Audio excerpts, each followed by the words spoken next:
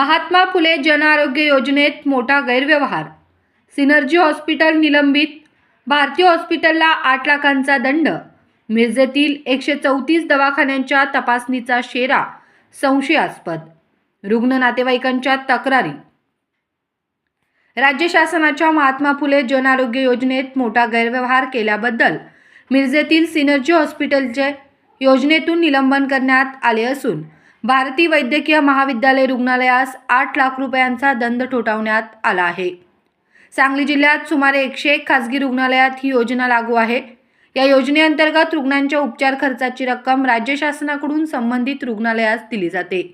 या योजनेअंतर्गत उपचार घेणाऱ्या रुग्णाच्या तक्रारीबाबत जिल्ह्यातील काही खासगी रुग्णालयांची तपासणी करण्यात आली।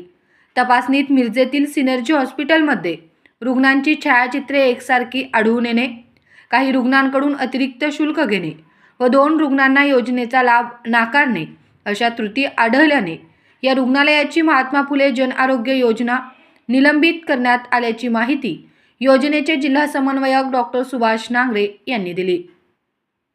तसेच भारती वैद्यकीय महाविद्यालय व रुग्णालयातही रुग्णांकडून जादा पैसे घेतल्याचे निष्पन्न झाल्याने रुग्णालयाकडून 8 लाख रुपयांचा दंड वसूल करण्यात आला आहे।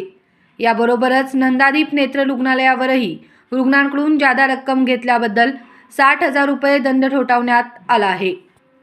सध्या महात्मा फुले जन आरोग्य योजनेअंतर्गत 1,356 आजारांवर उपचार करण्यात येत असून लवकरच या योजनेत सुमारे 2,400 आजारांचा समावेश करण्यात येणार आहे।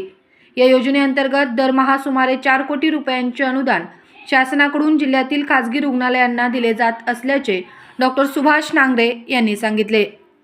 मिरजेतील 134 दवाखान्यांच्या तपासणीचा शेरा देखील आता तपासणे गरजेचे असल्याचे म्हणणे तक्रारदार रुग्णांच्या नातेवाईकांकडून ऐकावयास मिळाले।